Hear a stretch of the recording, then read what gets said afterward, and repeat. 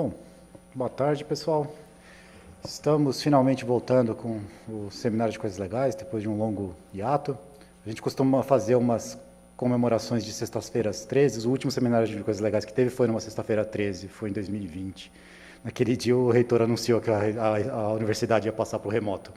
Foi bem no dia do seminário. Então, não sei se a gente comemora de novo esses dias para frente, porque parece que dá um pouco de azar. Vamos lá, então retomando agora, esse aqui é um seminário para quem não conhece, em geral a gente tenta fazer com os alunos, mas agora os alunos estão voltando, então daqui a pouco começa os alunos a apresentar, já tem alguns aí falando pelo corredor. Quem quiser apresentar em algum momento é só você começar a falar assim, tipo, eu queria apresentar um seminário de coisas legais. Fala para qualquer pessoa do seu lado, uma hora chega nas pessoas certas e você consegue vir apresentar aqui, tá certo? Bom, então vamos começar o de hoje. O de hoje, quem vai apresentar é um professor visitante lá do outro lado da estrada, o professor João, vai apresentar aqui o sistema decimal fracionário, uma coisa legal sistematizada por, e eu vou deixar ele explicar qual é a pronúncia do nome. Obrigado, pessoal. Oi, pessoal, boa tarde. Eu não sou muito prático com microfones, não, mas acho que está sendo audível, acredito, né? O Fernando Manfio, um grande amigo de longa data, né, que foi aluno do João Peneireiro lá nos Pampas, há muito tempo. Depois a gente acabou se encontrando aqui na Federal de São Carlos, né? Aí me disse, você não gostaria de fazer um seminário de coisas legais aqui? Eu falei, vai ser um prazer como sempre, só não sabia que era a reentrada, né, da temporada de seminário de coisas legais. Aí pedi a sugestão dele, discutimos uns temas e ele disse, esse tema parece ser interessante. Bom, eu digo que esse tema, né, depois a Marina providenciou, respondeu todas as perguntas que eu fiz, onde vai ser, etc. e tal, e estou aqui hoje. Esse tema é porque eu sou um leitor de História da Matemática, não sou exatamente um pesquisador de História da Matemática, mas eu gosto muito de ler História da Matemática. Eu acho que a história da matemática ela proporciona aprendizado de coisas matemáticas, não apenas de fatos e curiosidades e anedotas, né? É uma maneira de você entender como as coisas evoluem matematicamente, né? E aí, ao ler esse tema, me surpreendeu bastante, coisas que eu descobri, e depois também eu emendo aqui algumas considerações sobre representação fracionária de números no sistema decimal, né? De frações de inteiros, por exemplo, e que são coisas assim também elementares, mas não são muito conhecidas de todos, tá? Então ali está o meu e-mail para qualquer reclamação, Sampaio na Universidade Federal de UFSCar, né? .br, tá certo? E eu começo então com esses bits de história, eu vou lendo ali, estou lendo aqui nesse telão, achei maravilhoso isso aqui, né? Que nós temos assim, o sistema decimal posicional é o que a gente usa atualmente para escrever os números que a gente usa na vida cotidiana, né? Tá certo? Na nossa matemática contemporânea, a gente faz uso do sistema decimal posicional, praticamente o planeta inteiro faz uso disso, né? A origem desse sistema todo mundo sabe, quase todo mundo sabe que se deu na Índia, né? Segundo o Victor Katz, que é uma referência respeitável de história da matemática, assim no século III, deve ter surgido a proposta de representar os números num sistema posicional, em que tem um lugar de um algarismo que representa unidades, um outro lugar de um algarismo que representa dezenas, um outro lugar que o algarismo representa centenas e assim por diante, né? Os gregos antigos eles tinham um sistema bem louco, porque as unidades de 1 a 9, eles tinham um símbolo para cada uma. Depois as unidades de 10 a 90, as dezenas de 10 a 90, um símbolo para cada uma. Depois as centenas de 100 até 900, um símbolo para cada uma. Então era uma coisa assim, não era só difícil aprender a matemática, era difícil memorizar, né? Quem eram os números, né, que deveriam ser escritos para representar o que você queria expressar, tá certo? Aí houve algumas evoluções, por exemplo, ali no século VII, vocês estão lendo na segunda linha do slide, né? Esse matemático notável que é o Brahmagupta, então ele destaca o papel do zero como número, porque o zero ele só era um ocupador de espaço vazio, né? Até então. Mas o Brahmagupta ele começou a achar que a gente poderia multiplicar por zero, a gente poderia acrescentar um zero e assim por diante. Então, isso aí trouxe o zero, deu um papel, né, assim, de respeito ao zero. E no século IX, em Bagdá, tem esse sujeito aí que se chama Al-Khwarizmi, tá certo? Que escreveu um primeiro manual, assim, instruindo as pessoas como usar o sistema decimal para fazer contas, tá certo? De números inteiros, tá? O Al-Khwarizmi, ele é conhecido amplamente, o nome do Al-Khwarizmi evoluiu para as palavras algarismo, tá certo? E também para a palavra algoritmo, tá certo? Que é um algarismo latinizado. Daí vocês veem a importância que tem o Al-Khwarizmi, que fez apenas 2 obras de destaque, praticamente. Uma que era um manual de aritmética, tá certo? E outra que ele ensinava como resolver equações do segundo grau usando métodos geométricos, tá? Então, ele foi o primeiro a propor esses esquemas que a gente usa hoje para fazer adição, subtração, multiplicação, divisão, tá certo? Aí, veja só, isso se deu no mundo árabe. Na Europa, quem introduziu o sistema decimal posicional foi o Leonardo Fibonacci, que todo mundo conhece, com a história dos coelhos e tal, né? Ele é o grande divulgador do sistema decimal na Europa, tá certo? É provavelmente o maior matemático do século XIII na Europa, é o Fibonacci, tá certo? Escreveu coisas muito bonitas, muito profundas, mas também se preocupou em divulgar o sistema decimal. Então, nós temos ali um livro que se chama Liber Abaci, né? Que significa livro de cálculo. Hoje em dia, livro de cálculo é outra coisa, né?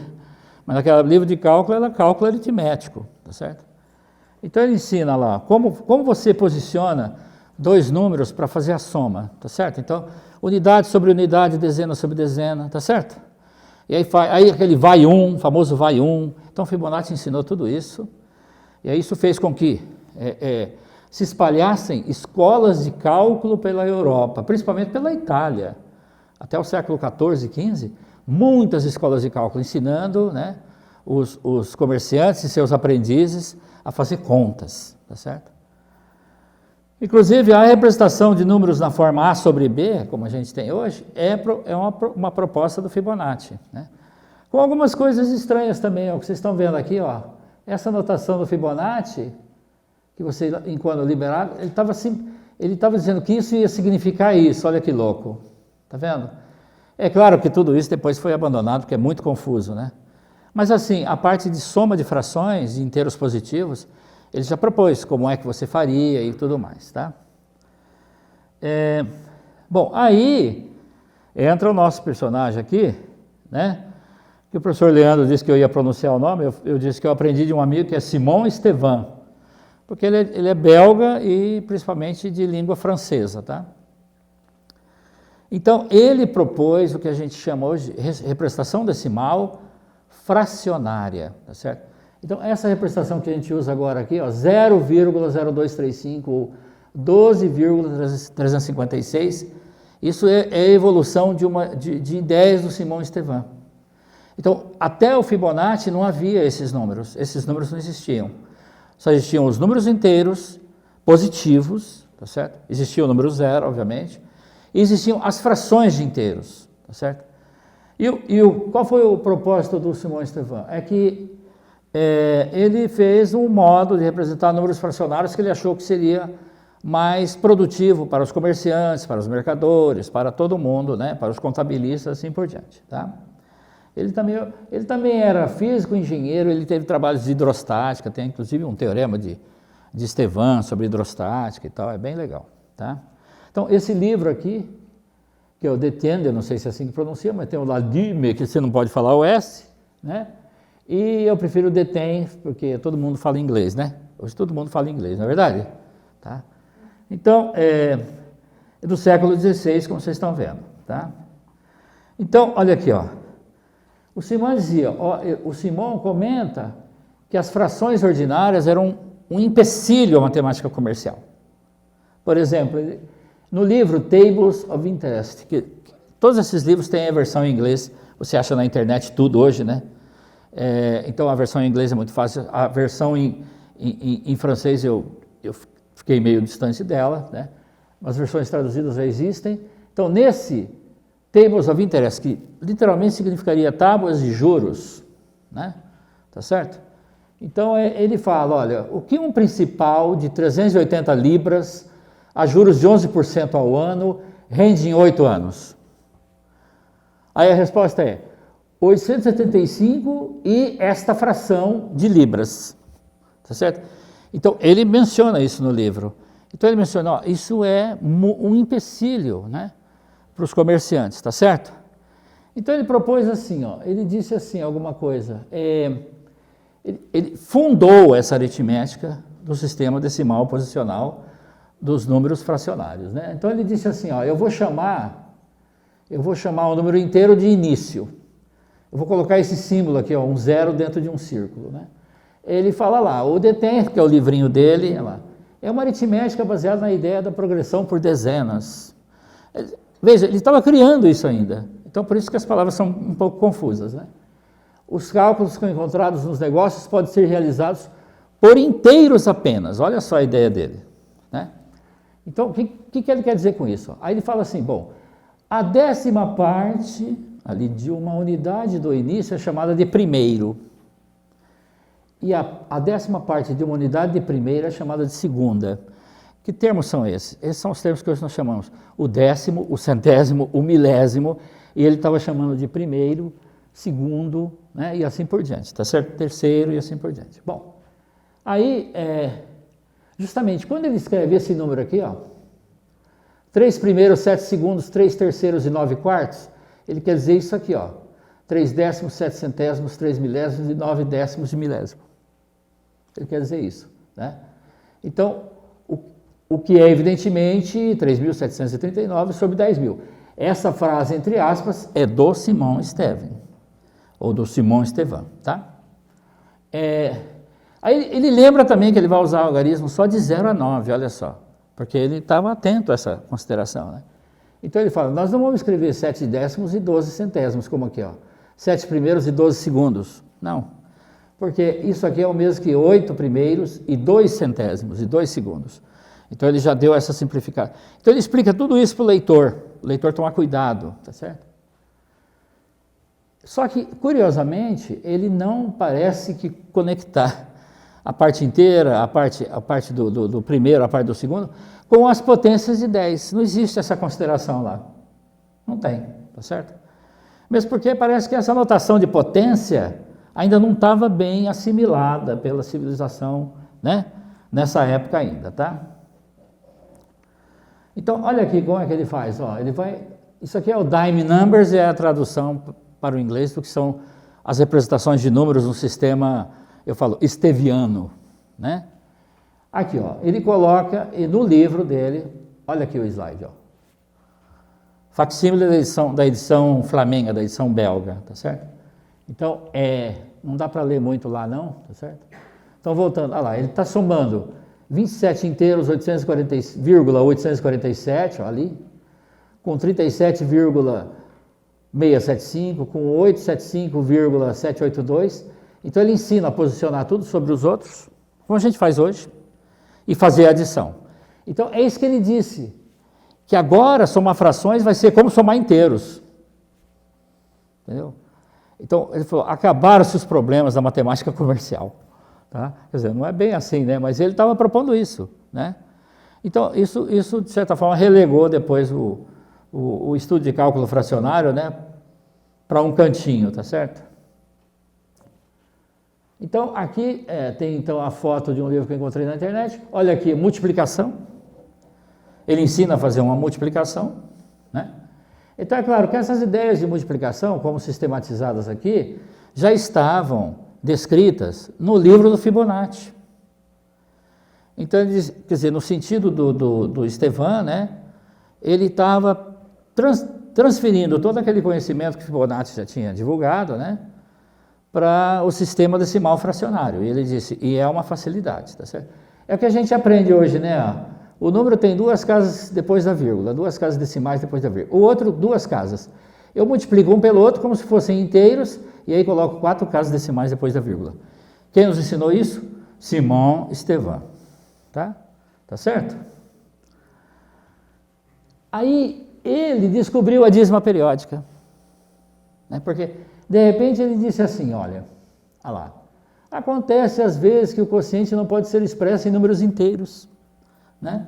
E como em 4 décimos dividido por 3 centésimos, está aqui, ó. Isso é o 40 sobre 3, né? Que vai ser, ó, 13 primeiros, está vendo?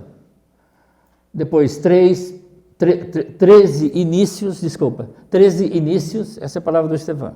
13 inícios, 3 primeiros, 3 e 3 e 1/3 segundos. Olha que coisa inteligente, tá certo? Ele, para evitar a dízima periódica, né, ele termina a representação 1/3, tá certo? Obviamente que aquele 1/3 lá do final quer dizer isso, ó, tá vendo? Mas ele disse, mas isso não vai terminar nunca, né? Mas aí você se pergunta, e aí, como é que ele fez? Ele disse, para matemática comercial, uma hora se arredonda e acabou, né? Então, para ele estava satisfatório o sistema, tá certo? Mas foi o Simão Estevão, né, que deu origem ao aparecimento dessa figura chamada dízima periódica, tá certo? Bom, aí o que aconteceu? O Napier, que vocês todos conhecem como criador do primeiro sistema de logaritmos, assim, que a história da civilização ocidental tem, né? Ele aperfeiçoou o sistema do Estevão porque ele disse, basta colocar um ponto, tá certo? Então o Napier, para separar a parte inteira da parte decimal, ela propõe um ponto ou vírgula. Inclusive ele propõe um ponto num livro, que é o Descriptio, que é a descrição da tábua de logaritmos dele, e depois nesse outro livro que eu não cheguei a ver assim, nenhuma cópia ainda, diz que ele propõe a vírgula, tá certo? Isso a gente acha nas referências de história da matemática aí, tá certo? Aí o Euler, olha lá, 2 séculos depois, né, o Euler adota a notação do Napier, né, no livro de análise dele, do Análise Infinitorum, né, Introdução à Análise Infinitesimal, ele adota a notação e aí acabou. Aí se tornou, né, um fato consumado. Hoje em dia a gente sabe que existe separador decimal nas calculadoras, né? Existe também a vírgula, como separador da parte inteira da decimal. Aí pesquisando assim, informalmente na Wikipédia, né? É bom o Wikipédia, né, gente? É bom também, né? Eu vi que tem 50 países usando o ponto como separador decimal, além desses aqui, e tem 70 países que usam a vírgula. Porque a gente acha que só nós usamos a vírgula, né? Mentira, ó, Brasil, Espanha, França, Alemanha, Rússia, todos usam a vírgula como separador decimal, tá? Então a gente está assim dentro da maioria, tá certo? Usando separador decimal, a vírgula, né? Tá? Bom, então agora vem um pouquinho de considerações sobre coisas assim que gostaria de contar para vocês. Principalmente sobre a questão da dízima periódica, que é sempre um pouco... Tem algum mistério ali ainda, né? Que eu espero que a gente elucide alguma coisa, que alguém que ainda não tenha conhecimento disso, aproveite isso, né? Olha, hoje as frações decimais, a gente pode dizer, são frações assim, ó. Tá certo? Tem na literatura matemática, até na matemática elementar, fração decimal. Então, esses são números decimais, ó. 24,25, 0,625, 3,1416. Então, veja, a gente não está considerando aqui o sistema de números reais ainda, que foi uma coisa que veio a evoluir muito depois, tá certo, né? Que tudo que tem uma infinidade de dígitos depois da vírgula, né? Ainda assim representa um número real, né? Tá certo, né? Aí vem uma série de fatos topológicos sobre a reta para você ter evidência de que aquilo é um número real mesmo, tá certo? Né? Então, essas são as frações. Veja que quando você tem você tem 10 elevado a n, mas se você tiver uma potência de um fator do 10 aqui, ó, tá certo? Você consegue ainda transformar em fração decimal, tá vendo, né? Então, o 1/8 é 625 sobre 10 ao cubo, tá certo? O que acontece é que bom, acho que vocês entenderam isso é bem... O que acontece é que nós podemos classificar quem são as frações decimais, né? Ó, aqui eu tomo o numerador e o denominador são inteiros, né? positivos primos entre si, porque a fração já foi simplificada, assim, ao máximo que a gente poderia simplificar. E aí essa fração vai ser decimal, quer dizer, vai ter um número finito de dígitos depois da vírgula, né? No seu valor, segundo a representação do Napier, né? Que vem lá do Estevan e tal, quando o denominador for desse tipo, ó. Tiver só fatores 2 e 5, tá? Só 2 e 5. Por isso que são abundantes, né? As frações que geram as chamadas dízimas periódicas, como a gente vai ver aqui. Então eu incluo algumas demonstrações dos slides, porque são simples as demonstrações, né? Por exemplo, essa fração, ela suponha que ela é decimal, então ela tem essa forma, né? Tá certo? Então esse produto BC é A vezes 10 elevado a R, né? Tá certo? Bom, o B é um divisor desse produto, então. Mas o B é primo com A. Então ele tem que ser um divisor desse número, 10 elevado a R, 2AR, 5AR. Então os fatores primos de B vão ser apenas 2 e 5, tá certo? Então é uma coisa. E, analogamente, se o B tiver só fatores 2 e 5, ó, tá vendo? Supondo que o primeiro expoente é maior ou igual que o segundo, aí você completa a uma potência de 10 aqui no denominador e ajeita o numerador. Tá certo? Então acaba sendo decimal. Então é por isso que, por exemplo, o 1/8, que é 1 sobre 2 ao cubo, ó, basta completar com 5 ao cubo aqui. E o 5 ao cubo aqui. E sai 125 sobre 10 ao cubo e sai nessa forma, né? 3/20, o que é? Olha lá. Você sabe que pode completar com uma potência de 10 aqui, ó. 3 vezes 5, 20 vezes 5, então 15 centésimos. Então, é uma coisa até, assim, mais rápida do que tentar fazer a conta, tá? Aí aparece agora o conceito de dízima periódica, que foi a descoberta do Simão Estevan, né?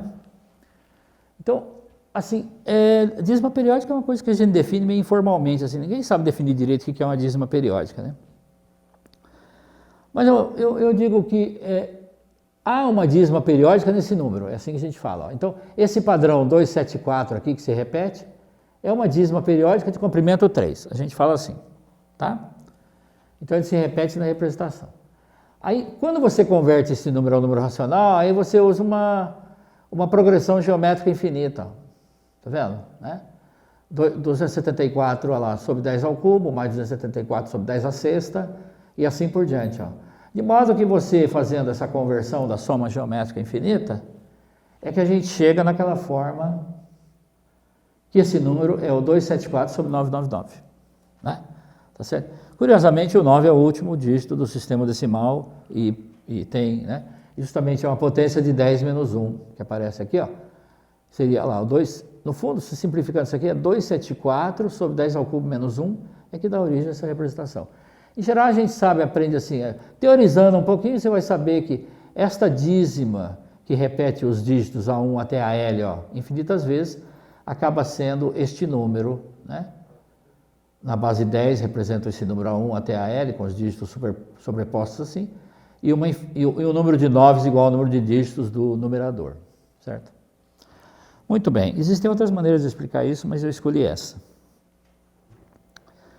Agora, o que são as frações não decimais, né? São aquelas em que o denominador, na forma irredutível, não contém apenas potências de 2 e 5, tá certo? Então, a gente tem, ó,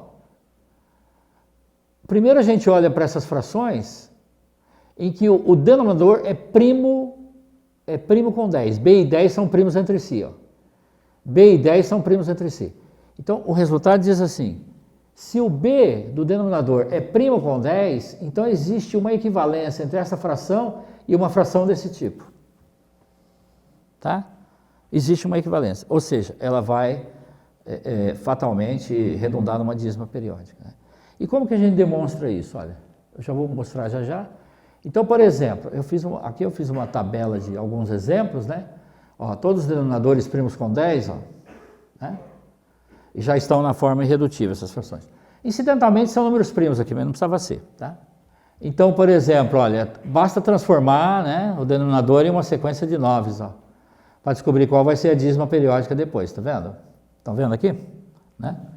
Bom, o que acontece é que, quer dizer, o que está enunciado lá em cima é que essa fração sendo irredutível e esse denominador sendo primo com 10, há um múltiplo dele que vai ser uma sequência de 9 na representação decimal.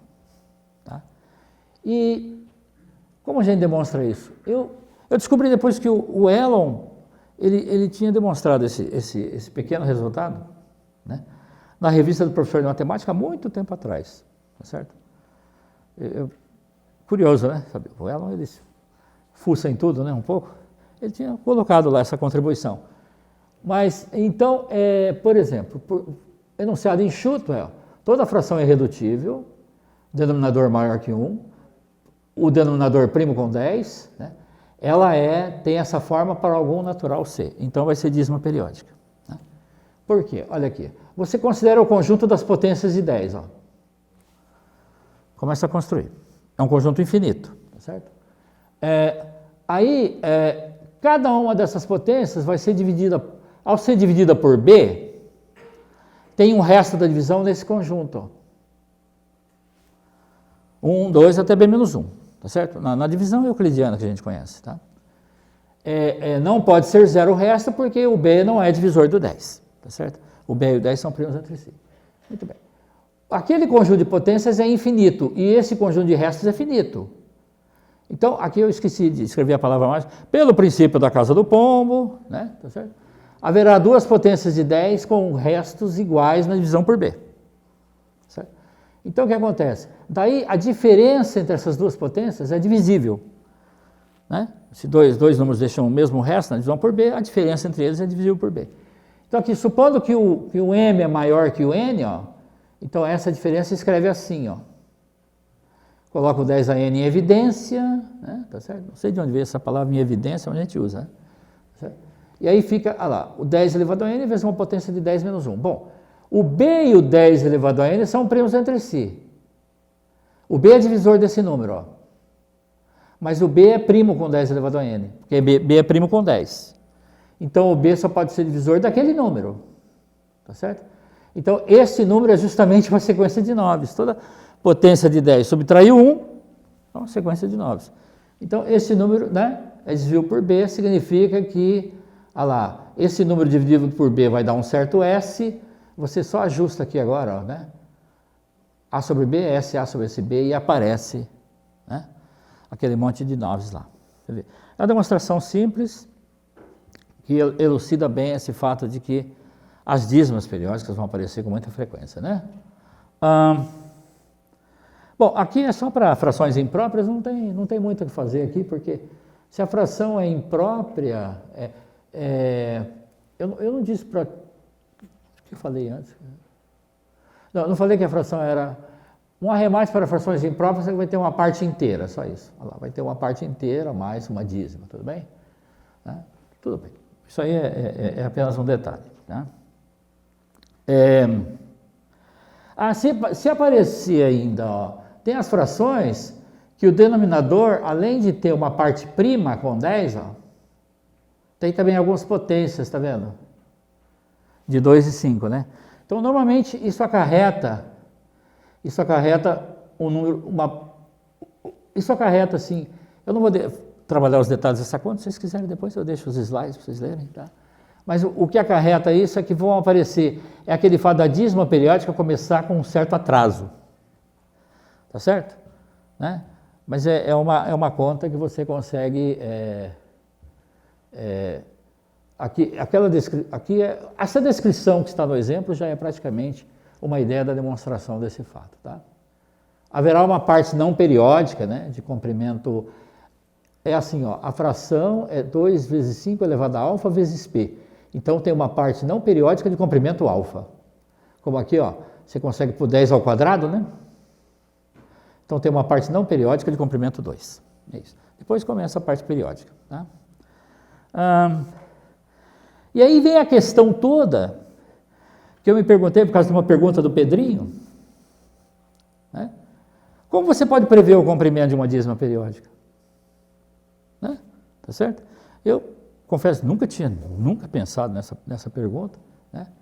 Porque o Pedrinho, uma vez estagiando como professor, ele deu a seguinte tarefa para os alunos, dividir 5 por 19, né? Acontece que essa vai dar uma dízima periódica de 18 dígitos. 18 algarismos. Ou seja, você não pode improvisar problemas de dízimas periódicas em sala de aula. Tá certo? E a pergunta que ficou na minha cabeça é: como eu poderia saber de antemão que o denominador 19 vai provocar 18 dígitos, né? Tá certo? Porque acontecem coisas inusitadas assim. Por exemplo, ó, um denominador 11 provoca dízimos de comprimento 2, tá vendo?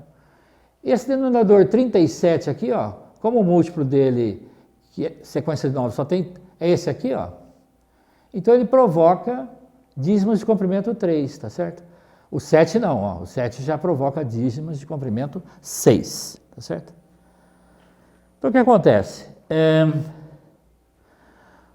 O comprimento da dízima, olha, eu tenho a fração irredutível e própria, tá? Quer dizer, eu vou supor que ela está entre 0 e 1 mesmo, a fração no sentido né, da palavra, o sentido original da palavra, tá certo? O comprimento da dízima, ó, é o primeiro inteiro positivo L, satisfazendo 10 elevado a L congruente a 1 módulo B. Esse vai ser o comprimento da dízima. É o que a gente chama ordem de 10 módulo B, porque as potências de 10, como o 10 é primo com B, aí quando você faz um pouco de teoria dos números, estruturas algébricas, você vê que as potências de 10 acabam até formando um grupo multiplicativo, porque é primo com B, né? É um elemento que tem inverso, módulo B, essas coisas todas, tá certo? Então vai existir realmente uma potência de 10 que é congruente a 1 módulo B. O primeiro expoente aqui que faz essa proeza dá o comprimento da dízima, tá? Bom, aqui, olha aqui, ó. Vamos primeiro dizer o seguinte, ó. Se o 10 elevado a n for congruente ao módulo B, então o B é divisor da diferença, né? Esse é o sentido de congruência ao módulo B, tá? O B é o divisor dessa diferença, 10 elevado a n menos 1. 10 a n menos 1 é uma sequência de 9. Então esse número é múltiplo de B. Assim, o primeiro múltiplo de B dessa forma determina o comprimento da dízima e, portanto, vai determinar o primeiro n aqui que torna este número divisor de B, o 10 a n menos 1. Tá certo? Então é mais ou menos assim, você tem que ver qual é o primeiro L, né? Deixa eu colocar aqui, deixa eu ver se é isso mesmo. Isso. Não sei se vocês entenderam. Quer que eu volte e explique de novo? Tá. Sim. Então, tá bom? O Gauss é que criou essa notação de congruência, né? Você sabe, né? 1801, ele escreveu um livro lá, uma obra-prima, né? Disquisitiones aritméticas, lá, um nome em latim lá, que são discussões aritméticas ou coisas do gênero, né? Ele criou essa notação. Ele diz que dois inteiros são congruentes módulo M quando a diferença é divisível por M, tá certo? E aí você pode fazer contas com isso, né? Por exemplo, quando você divide o inteiro A pelo M, tem um certo quociente e um resto R, R é o resto da divisão de A por M, o número A é congruente ao R. Essa é a primeira coisa que a gente usa em congruência. Depois tem propriedades úteis assim, ó, por exemplo, dois inteiros são congruentes quando tem o mesmo resto da divisão por M, a congruência ela é transitiva, né? Se A é congruente a B módulo M, B é congruente a C, então A é congruente a C.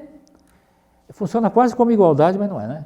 E depois você pode somar termo a termo, ó, congruências, pode multiplicar termo a termo e pode fazer potências, né? Se A é congruente a B, A elevado a N é congruente a B elevado a N. Então ficou um sistema bom de trabalhar. E já que eu tenho que determinar, então, ó, qual é o comprimento da dízima periódica na representação decimal da fração A sobre 7? Da fração irredutível, certo? Pode ser 3 sobre 7, 5 sobre 7, tá certo? Olha, o 10 é congruente a 3 módulo 7 porque 10 menos 3 é igual a 7, simplesmente, né? E o 10 ao quadrado é congruente a 3 ao quadrado, segundo as regras do Gauss. 3 ao quadrado é 9, que deixa resto 2, ó. Então, o 10 ao quadrado é congruente a 2. O 10 ao cubo é congruente a 6. O 10 elevado a quarta é congruente a 4. Você vê que você vai trabalhando, olha. Por exemplo, você quer fazer o 10 ao cubo, você não precisa calcular 1000, e aí eu vou ver qual é o resto da divisão por 7, né? É uma coisa prática. Você faz assim, ó. Olha lá. O 10 ao cubo é o 10 vezes 10 quadrado. O 10 é congruente a 3, e o 10 quadrado é congruente a 2, então o 10 ao cubo é congruente a 3 vezes 2. É assim que a gente faz. Né? Então já deu 6 lá. E o 10 elevado à quarta é 10 vezes 10 ao cubo, ó, que seria 3 vezes esse 6 aqui, 18, 18 dividido por 7 deixa o resto 4. E finalmente eu vou caminhando e vejo que o primeiro expoente, ó, que torna 10 elevado a ele congruente a 1, é o 6. Essa é a razão de toda fração irredutível de denominador 7 ter 6 dígitos na parte periódica da dízima periódica. Não é somente a fração 1 sétimo, qualquer fração que tiver denominador 7 e for irredutível, quando você desenvolve a dízima, vai deixar uma dízima de complemento 6, tá certo? Por exemplo, aí, uma coisa para nos ajudar, estou olhando o relógio lá, função phi de Euler, né? Que assim, phi de n é todos os inteiros desde 1 até n que são primos com n, ó. Tá certo? Então a gente fala phi de 1 é igual a 1, phi de 9 é igual a 6, são 6 inteiros até de 1 a 9 que são primos com 9. São 6 inteiros, tá certo? E se o número é primo, todos os inteiros antes dele são primos com ele. Todos os inteiros de 1 até p-1 são primos com ele. Né? E aí o teorema de Euler diz que a elevado a phi de n é congruente ao módulo n. Ó. Então, esse teorema, ele vem ajudar. Tá certo? Bom, e ainda, olha o que acontece. O tamanho da dízima vai ser o primeiro inteiro, tal que 10 a n é congruente ao módulo b, divide o phi de b. É um exercício elementar. Então, por exemplo, ó, eu quero saber lá, ó, comprimento da parte periódica de 1 sobre 17. Bom, função de Euler é 17, phi de 17 é 16. 17 é primo, tá? Aí, a ordem de 10 módulo 17, que aquele primeiro expoente, né, que 10 elevado a ele é congruente a 1 módulo 17, é um divisor de 16. Então tem que estar nesse conjunto. Ó. Então isso torna a pesquisa mais rápida. Certo? Então aqui a gente vai concluir também usando potências de 10 ó, e fazendo congruência ao módulo 17, que o primeiro expoente que faz congruente ao módulo 17 é o 16. Então é por isso que, olha lá, 1 sobre 17 aparece 16 dígitos na parte periódica da dízima. Tá certo? Então você pode pesquisar de antemão que comprimento vai ter. Para encerrar aqui, foi uma pergunta que eu fiz eu estava dando um curso de análise matemática para licenciandos lá na universidade, então a gente fez essas considerações e ele disse assim, então a pergunta era, ia entrar no ano 2017 é primo, qual é o comprimento da dízima periódica da fração 1 sobre 2017? Então nós descobrimos que era 2016. Certo? Quer dizer, não é que você vai fazer a conta e ficar contando, você vai prever, né? Então a jogada é que essa aqui é uma compilação da janela do Maple, né? Tá? Então o número de 2017 é primo, true, olha lá, né? E olha lá, o phi de 2017 é 2017 menos 1. Certo? Então nós sabemos que 10 elevado a 2016 vai ser congruente a 1. Mas aí você tem que ver se não é um dos divisores de 2016. Tá certo? Então nós fazemos uma pesquisa assim, ó. Olha, o último divisor antes de 2016 é 1008. Tá certo? Que é um divisor de 2016. Mas o 10 elevado a 1008 dá congruente a menos 1. Tá? O Maple faz essas contas para nós. Tá certo? O Maple faz essas contas para nós. Né? Então, se o 10 elevado a 1008 é congruente a menos 1, eu tenho que excluir também os divisores de 1008. Nenhum divisor de 1008 poderá ser a ordem do 10 módulo 2017. Tá certo? Eu tenho uma pequena explicação ali, porque se um divisor de 2008, olha lá, der congruente a 1, o 10 elevado a 1008 teria que ser congruente a 1 também, módulo 2017. Então, excluindo, só sobram esses, ó. Tá meio rápido aqui, né, mas... Tá certo? É uma coisa ilegal aqui no seminário de coisas legais, fazer muito rápido, né?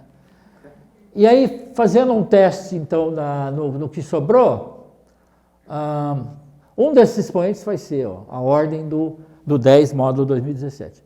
Então, nós vimos que nós pegamos o primeiro daquele conjunto lá, ó, o primeiro era o 672, o primeiro é o 672, não deu certo, porque nós fizemos aqui, ó, olha lá, o 10 elevado a 672, módulo 2017, o Maple respondeu, é 294. Tá certo? Então, nós excluímos também os divisores de 672. Você vai por exclusão, né? Aí acabou sobrando, como é que é? Restou só esse, ó, mas falhou. Olha lá, 10 elevado a 288 modo 2017 é 79. Então a conclusão é que o primeiro inteiro, que 10 elevado a ele seja congruente a um módulo 2017, é o 2016. Então a fração, a dízima periódica, terá comprimento 2016. Não precisamos calcular, né? Não precisamos imprimir e ficar contando. Tá certo? Então essa são fatos elementares, né? Assim, que eu gostaria de divulgar para vocês, tendo algumas pequenas referências apenas. Esse livro eu descobri depois, A Concrete Approach to Higher Algebra, tem aqui na biblioteca. Ele tem um capítulo que ele trata desse problema. Inclusive, em bases diferentes de 10. Tá certo? É bem interessante. Tá? Aqui foi onde eu vi informações sobre separador decimal no mundo todo. Esse é o James Strick, ele tem o Principal Works of Simon Estevan, então a gente consegue ler os trabalhos dele lá, está tudo na internet, né? Esse é um artigo da Vera Sanford, que foi uma historiadora do século passado, e Victor Katz, indispensável, né? Aqui, essa é a segunda edição, mas já tem a terceira edição na biblioteca. Acho que é o melhor livro de história da matemática do momento, assim, Victor Katz, tá certo? Bom, gente, desculpa, faltam só 5 para as 2, e muito obrigado pela atenção.